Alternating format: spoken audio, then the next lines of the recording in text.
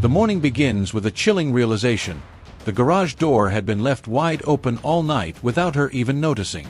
Imagine it, an 84-year-old woman living alone in what she believes is a safe, familiar space. Yet familiarity can be deceptive, quietly lulling people into complacency, making everyday routines feel harmless until something feels off, as if a crucial instinct has been lost. But has it really? Standing on Nancy Guthrie's front porch, Morgan Wright takes in the scene, the very same spot where, just 49 days earlier, a tense confrontation unfolded, where blood was spilled, and where the echoes of that moment still seem to linger in the air. This isn't a man observing from behind a screen or piecing things together from a distance. He's on the ground in Tucson, moving through the property step by step. From the front door, he descends the stairs toward the driveway, his gaze fixed on the concrete, tracing the exact route Nancy would have taken that night. Every detail matters, every inch of that path. And then, he pauses. Right at the precise point where the walkway meets the driveway, something stands out. The blood trail ends there. Not in the street. Not scattered across the yard. Not fading into the darkness. It stops exactly where a vehicle would have been waiting. A detail too deliberate to ignore. Morgan Wright isn't guessing. He's a former detective with decades of experience, now leading the National Center for Open and Unsolved Cases. He's cracked cold cases others had long given up on, the kind that sat untouched for years. But this time, it's different. After walking the same ground, seeing what no camera could capture, he reaches a conclusion, one that doesn't just add to the mystery, but threatens to rewrite the entire narrative. This wasn't chaos. It wasn't a burglary spiraling out of control. And it certainly wasn't a random act of opportunity. Every piece points to something far more calculated, a plan executed with intent. Whoever did this didn't just stumble upon Nancy. They knew her routine, understood the rhythm of the neighborhood, and moved with precision. They knew exactly where to position the vehicle, exactly how to approach, and exactly how long they had before anyone might notice. And here's the part that lingers. Only two people know where Nancy is now. Two individuals who made a conscious decision that night. Two who aligned every step, every second, completing their plan in just 16 minutes. Now they're still out there, watching from a distance, seeing the headlines, the $1.2 million reward growing louder with each passing day, knowing that pressure builds, and eventually, someone cracks. They are the only ones who can bring Nancy home. But before that happens, there's one critical detail investigators may have overlooked, something so ordinary it almost disappears in plain sight. The front door was already unlocked. A small detail, but one that could change everything. Because if that's true, then this wasn't just about timing or location, it was about access. The case of Nancy Guthrie now turns toward a chilling question. Why do only two people hold the truth? And as this theory unfolds, it echoes back to an earlier line of inquiry, when former FBI agent Johnny Grusing introduced the idea of recognition. The theory is as chilling as it is simple. Nancy looked through her security gate, saw a familiar face, and in that split second of recognition, everything changed. Former FBI agent Johnny Grusing believed she wasn't forced at first, but drawn in. She opened the door willingly, only to realize too late she recognized someone she should never have seen at 2 a.m. And that recognition may have sealed her fate. But now, a new layer is emerging. Morgan Wright didn't just study reports. He walked the scene in Tucson, stood where it happened, saw what cameras couldn't. What he found doesn't replace Grusing's theory, it sharpens it. Meanwhile, the investigation is shifting. The FBI is reviewing Uber footage from earlier that day, searching for anyone who may have tracked Nancy's movements.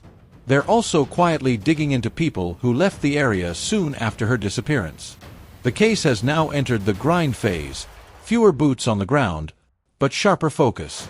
And sometimes, this is exactly when the truth starts to surface.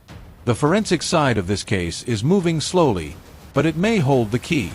DNA evidence sent to a specialized lab in Florida is still under analysis, and it's far from straightforward. The samples are mixed, low-level, containing genetic traces from multiple individuals, the kind that takes time, precision, and advanced methods like genetic genealogy to untangle. It's the same breakthrough technology that once exposed the Golden State Killer. Now, it's being used here. And yet, despite a staggering $1.2 million reward, offered by the Guthrie family, the FBI, and an anonymous donor, no tip has been strong enough to break the case open. That silence isn't just frustrating, it's telling. In fact, it's a detail that aligns closely with Morgan Wright's theory, and raises even more questions about who's staying quiet and why. Before going further, it's worth noting, this investigation builds on earlier insights, including the recognition theory introduced by former FBI agent Johnny Grusing. Now, with new evidence and a second expert perspective, the picture isn't just expanding, it's becoming far more unsettling. At Crime Uncovered, this isn't where we walk away. When attention fades, when leads dry up, that's when the real work begins. Because Nancy Guthrie's story doesn't get to be forgotten. And Morgan Wright. He's not the kind of investigator piecing things together from social media threads. He spent decades in the field, kidnappings, homicides, cold cases long abandoned. Now leading the National Center for Open and Unsolved Cases, he specializes in what others couldn't solve. So when Nancy disappeared, he didn't just follow the headlines. He got on a plane to Tucson. He went to the Catalina foothills. He stood at the scene himself. Because Morgan understands something most people overlook. Crime scenes speak in ways reports never can. Distance, angles, movement. The kind of details you only grasp when you're standing exactly where it happened. So that's exactly what he did. He stood on Nancy's porch, the exact spot where blood was found, where a struggle unfolded, where everything shifted in a matter of moments. From there, Morgan Wright retraced the path step by step. Down the stairs, across the walkway, out to the driveway. He studied everything, the terrain, the lighting, what neighbors could or couldn't see, the camera coverage, the possible escape routes. He wasn't just asking what happened. He was asking how this could happen. And then, one detail stopped him cold. The blood trail didn't continue. It ended, abruptly, right where the walkway meets the driveway. No further. A small detail, but one that changes the entire picture. But that wasn't all. Morgan noticed something else, something unexpected for a place like Catalina Foothills, an upscale, quiet community. The lack of cameras. Major intersections, nearby businesses. Barely any external surveillance.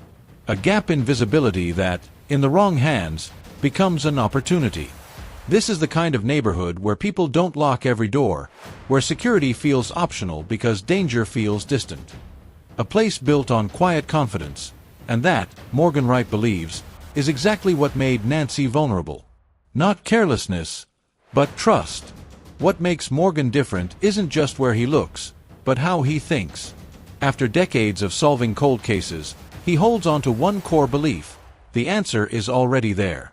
Investigators have it, they just may not be seeing it. Not because they're wrong, but because they've been looking too long, too closely, until a single narrative starts to feel like the only truth. And that's where cases stall. Morgan isn't attacking the team, he's challenging the process. Because once a theory becomes untouchable, evidence starts bending to fit it, and crucial details slip through. He's seen it before. The Gilgo Beach case, tied to Rex Heuermann, sat unresolved for over a decade. Not due to missing evidence, but because it took fresh eyes in 2023 to finally connect what had been there all along. The pieces aren't missing, they've been there all along. Phone records, cell tower data, vehicle logs, witness statements. Even the doorbell footage, the blood evidence, the timeline, the Uber video, all of it already sits inside evidence rooms and FBI databases. According to Morgan Wright, this case doesn't lack clues. It lacks a shift in perspective. Because what happens if you change the assumptions? What if this wasn't random, but targeted? Not a group, but just two people. Not a forced entry, but an unlocked door? Reframe the story, and suddenly, the same evidence starts pointing somewhere new. And now, new developments are quietly reinforcing that idea. The FBI is analyzing Uber footage from January 31st, the day Nancy took a routine ride to her daughter's home. Nothing unusual. Nothing alarming. But that video may capture the last moments of her normal life, possibly the final images of Nancy before everything changed the next morning. What they've found in that footage hasn't been revealed. And that silence only deepens the mystery. The FBI isn't saying much, but behind the scenes, they're dissecting that Uber footage frame by frame. Not just watching Nancy, but watching everything around her. Every passing car, every vehicle that lingers a second too long, anyone who might have been quietly tracking her movements from a distance. Because if this was planned, then someone needed certainty, to know her schedule, to know when she'd leave, when she'd return, when she'd be alone. That seemingly ordinary ride may hold the first signs of surveillance. At the same time, another detail is raising eyebrows. After February 1st, while most neighbors stayed and cooperated, handing over footage and answering questions, a few quietly left the Catalina foothills. Now the FBI is asking why. Coincidence, or something more calculated? Those who moved are being tracked, questioned, their connections examined. Because sometimes, it's not who stays that matters, it's who disappears. The investigation has now entered what insiders call the grind phase. The urgency of the early days, hundreds of officers, search teams sweeping the desert, FBI agents flooding in, has faded into something quieter, more calculated. Most local deputies have returned to routine duties. What remains is a small, focused task force working behind the scenes. This isn't a step back, it's a shift. From chasing leads in the field, to dissecting data in silence. At the same time, the forensic puzzle is still unfolding. DNA evidence from Nancy's property is being processed in a specialized Florida lab, but it's complicated. The samples are mixed, carrying traces from multiple individuals, and so limited that extracting clear answers becomes a painstaking process. Which means the truth may already be there, just buried deep enough to take time, and the right perspective, to uncover. The DNA evidence may be fragile, limited, even messy, but it's far from useless. In fact, this is exactly the kind of challenge the Florida lab is built for. They're not just running standard database checks, they're going deeper, using genetic genealogy, the same method that unmasked the Golden State Killer. Instead of waiting for a direct match, they trace family lines, build connections, and slowly narrow the field. It's slow, meticulous, but it's how the unsolvable gets solved. And then there's the detail that refuses to be ignored. A $1.2 million reward. Life-changing money. Enough to make almost anyone talk. Yet no one has stepped forward with anything decisive. To Morgan Wright, that silence isn't random, it's revealing. But here's where the timeline begins to tell a very different story. According to the data Morgan Wright focused on, everything starts at 2:12 a.m., motion detected inside Nancy's home. Then, just 16 minutes later, at 2:28 a.m., her pacemaker disconnects from her phone. That detail matters more than it seems. The device relied on Bluetooth, with a limited range of about 30 feet. When the connection dropped, it meant one thing: Nancy was no longer inside. She had been moved, likely already taken away in a vehicle.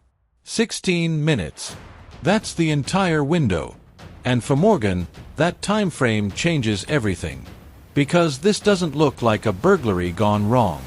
Think about it. A typical intruder, caught off guard by a homeowner, doesn't escalate. They run. They avoid confrontation, avoid risk, avoid turning theft into something far more serious. But here, someone didn't run.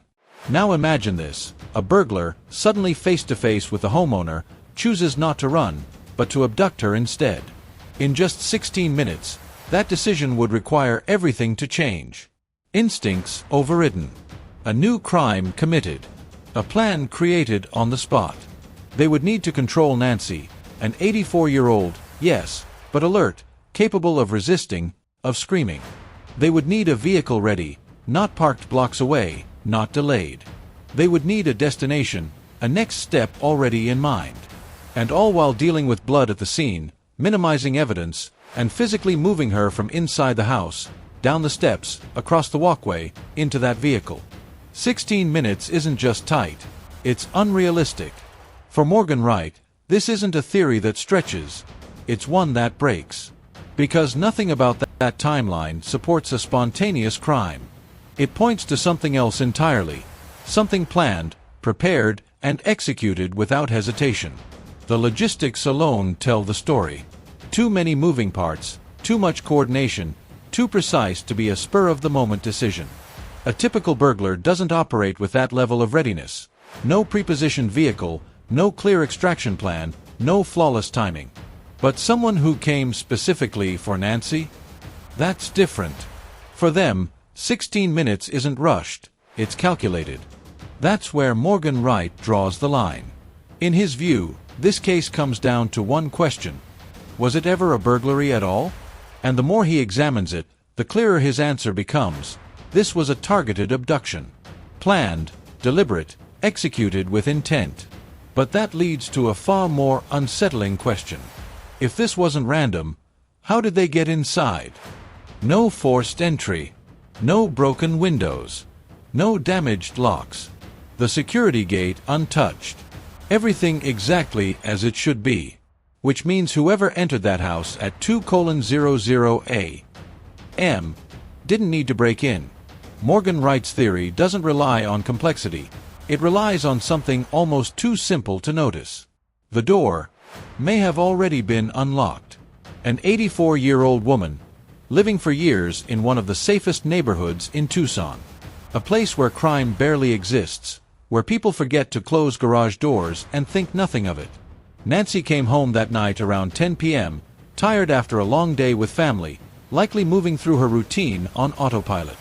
She may have secured the visible outer gate, the one people instinctively check, but what about the door behind it? What if, in that quiet moment of routine and fatigue, the lock was never fully turned? If that's true, everything shifts. No forced entry because none was needed. No broken locks, no shattered windows, just a door quietly open from the outside. And here's the detail that changes everything. Whoever entered didn't just stumble upon that opportunity. They tested it. They approached, close enough to reach the handle, turned it, and found it open. That means they were already there, already watching, already waiting. This wasn't luck. This wasn't someone passing by, getting lucky. This was someone who understood Nancy's routine, knew she'd come home late, knew the rhythm of that quiet neighborhood, knew when the moment would come. And when they tested that door and found it unlocked, they were ready. But the real story, according to Morgan Wright, is written in the blood. He didn't just rely on reports. He stood there himself, on that porch, tracing every step. Nancy's blood was confirmed at the scene, but what mattered was its pattern. Where it started, and more importantly, where it stopped. It didn't trail into the street. It didn't scatter across the yard. It ended, cleanly, precisely, at the point where the walkway meets the driveway. Right where a vehicle would be waiting. That detail changes everything. Because it means there was no chaos, no scrambling. The person who took Nancy didn't improvise. They positioned themselves perfectly. Close enough to act fast. Controlled enough to leave minimal trace. Deliberate enough to know exactly where this would end. Whoever did this didn't just show up. They positioned themselves with precision. Not in the middle of the driveway where headlights could draw attention, but at the exact where movement from porch to vehicle could happen in seconds. 20 feet, maybe less. A straight, controlled path. No dragging, no chaos, no wasted time. That kind of efficiency doesn't come from panic.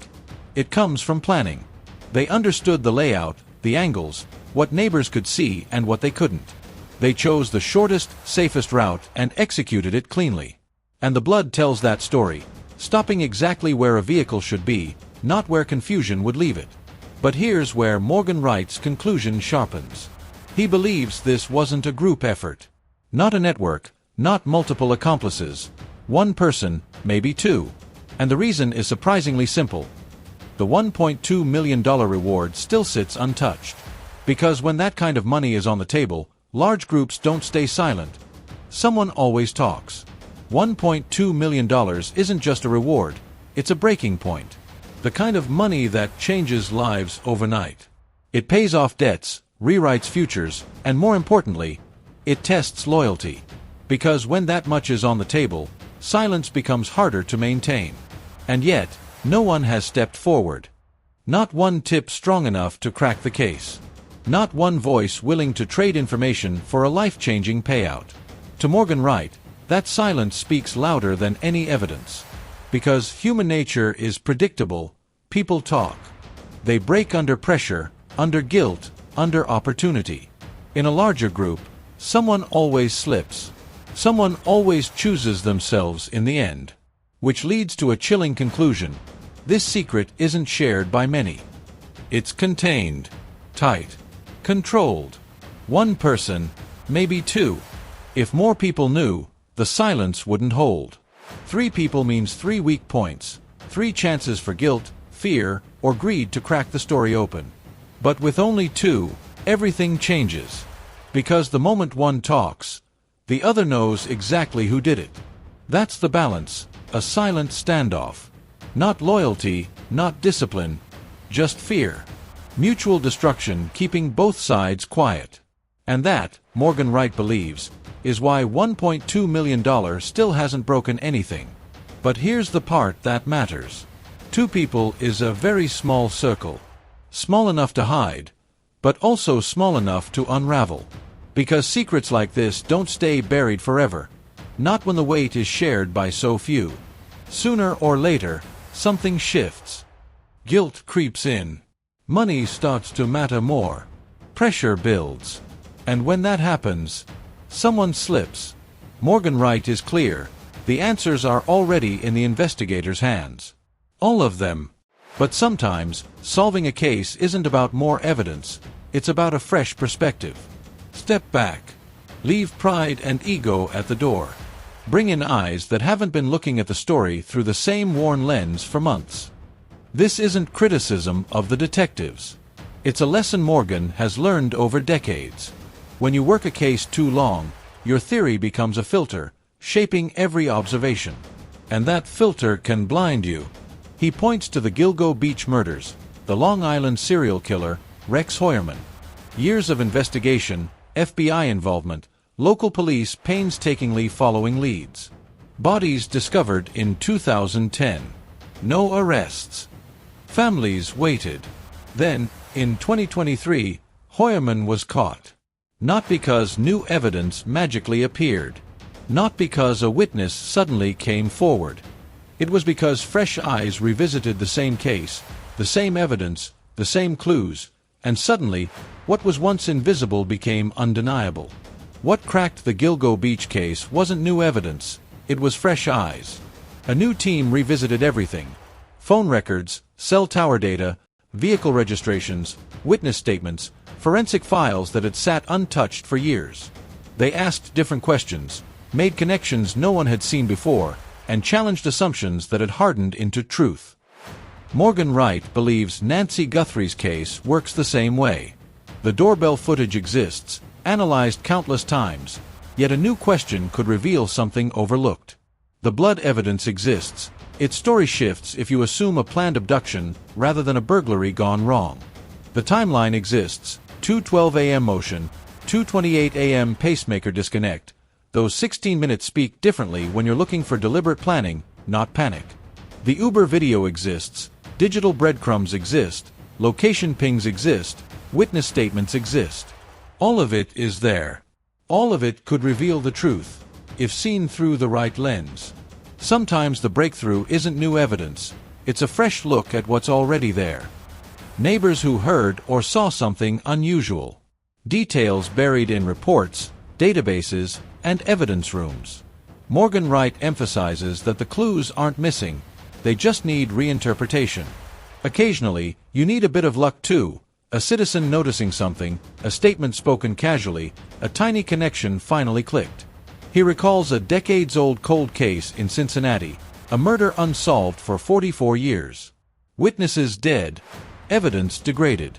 Yet fresh questions and new interviews led to a casual confession that solved it. Morgan believes Nancy's case will reach that moment too. Persistence matters. Secrets held by only 2 people can't stay hidden forever, especially with $1.2 million on the line. Morgan isn't relying solely on old methods. He's combining traditional investigation with cutting-edge technology, like signals analysis, tools that can reveal patterns invisible even 5 years ago. Fresh eyes, new tools, and timing, that's how the impossible becomes solvable. Most people don't realize how much their phones reveal. Every app, every social media check, every game or shopping app generates location data. It's buried in terms of service nobody reads, but that data is collected, aggregated, and can be analyzed. Morgan Wright used this in a full signals analysis around Nancy's house that night. In practice, it means he can see which devices were near her home at 2 a.m. anonymized, yes, but each phone leaves a digital signature. A device that normally stays across Tucson suddenly appearing near Nancy's property is noteworthy. If it follows a specific route away afterward, or if it visited the area before, maybe for scouting on January 11th or 24th, that's a pattern, a potential link. Morgan also applies egress analysis, mapping every possible route someone could take leaving the property. There are only so many ways to reach main roads and interstates from Nancy's house, and understanding those paths can reveal exactly how someone entered, moved, and left. The Catalina foothills may look like a maze of winding streets and cul-de-sacs, but Morgan Wright knows the reality. There are only a few ways to get from Nancy's house to a main road.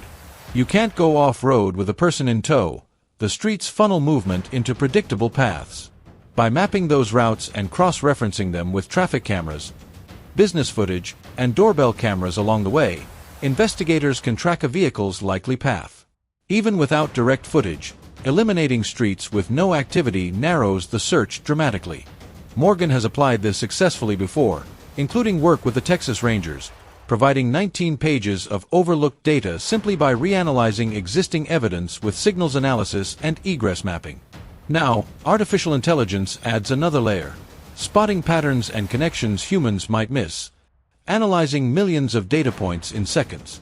Morgan teaches detectives to use structured prompts with AI, precise questions that turn raw data into actionable insights.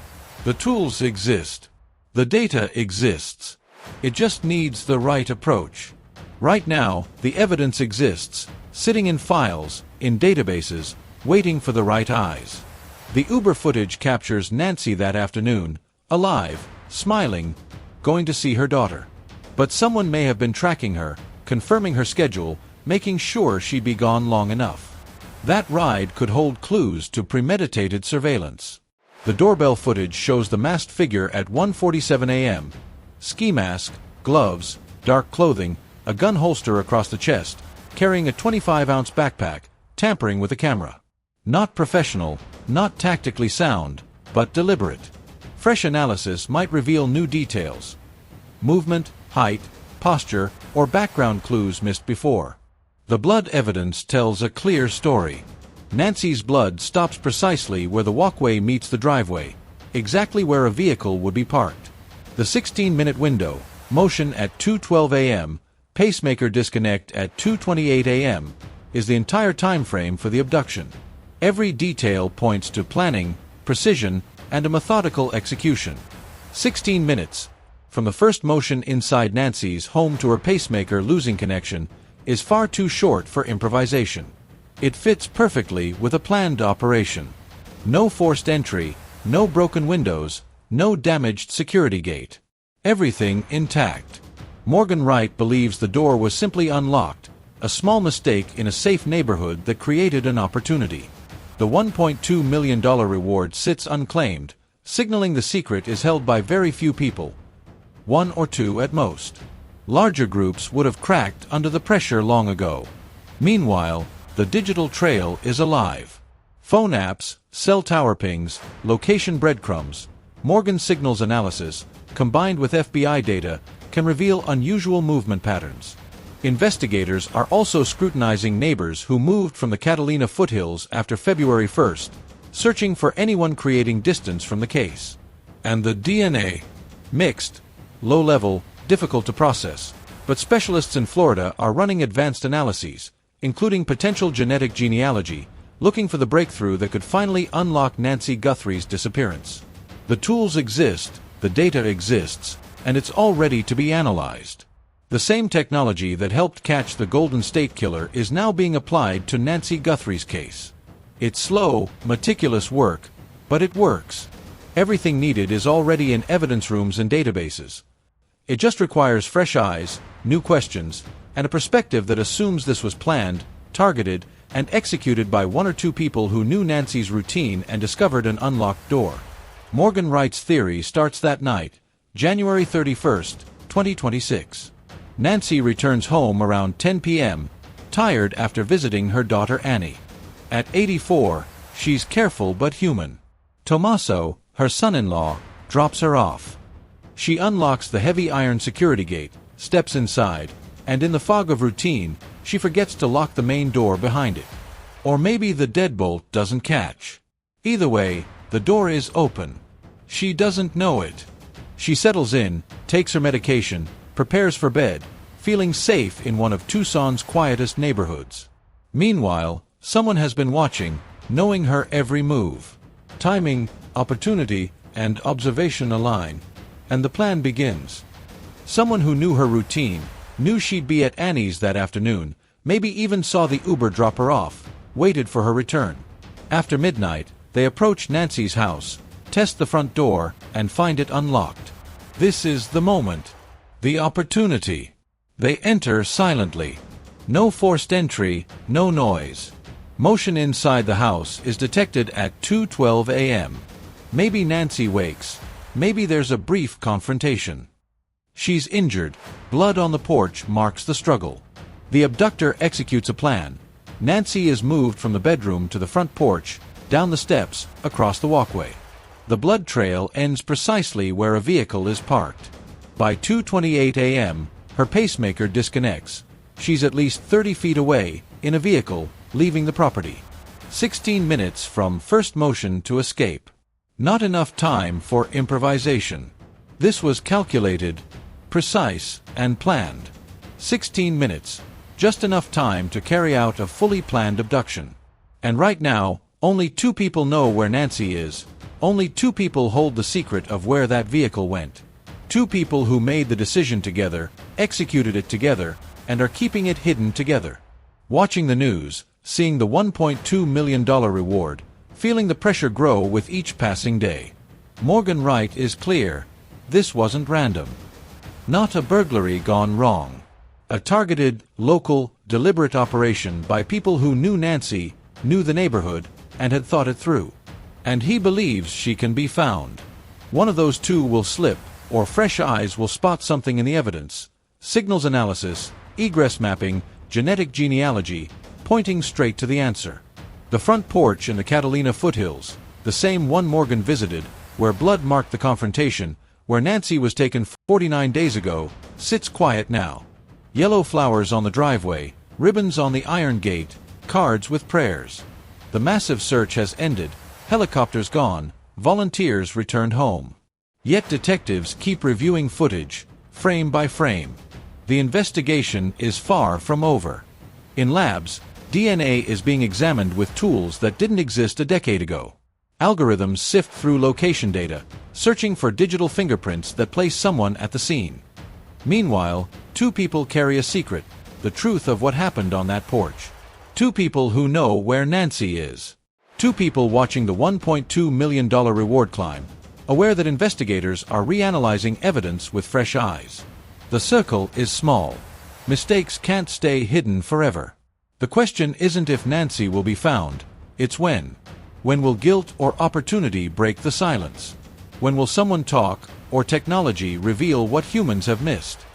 Morgan Wright's theory sharpens the focus. If only two people hold the secret, the answer isn't scattered across a conspiracy. It's local. It's specific.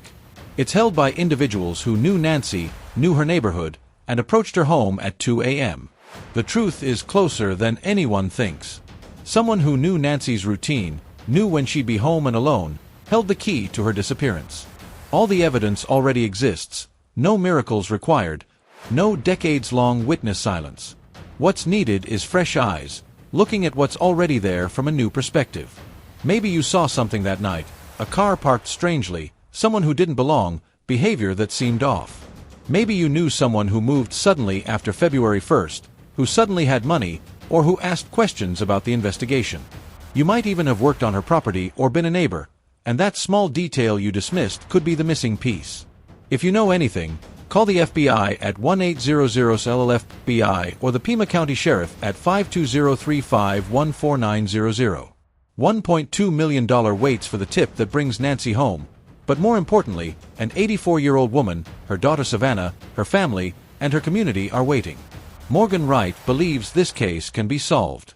The evidence exists. The technology exists. What's missing is one connection, one person willing to speak. Fresh eyes and new tools can find Nancy, and maybe that person is watching right now. Someone out there might connect the dots. Someone might hold the key to bringing Nancy home. At Crime Uncovered, we don't just tell stories. We chase the truth, push for justice, and refuse to let cases fade into silence. Nancy Guthrie deserves to be found. Her family deserves answers. Morgan Wright believes both are possible. The door was unlocked. Only two people know where she is. And eventually, one of them will speak.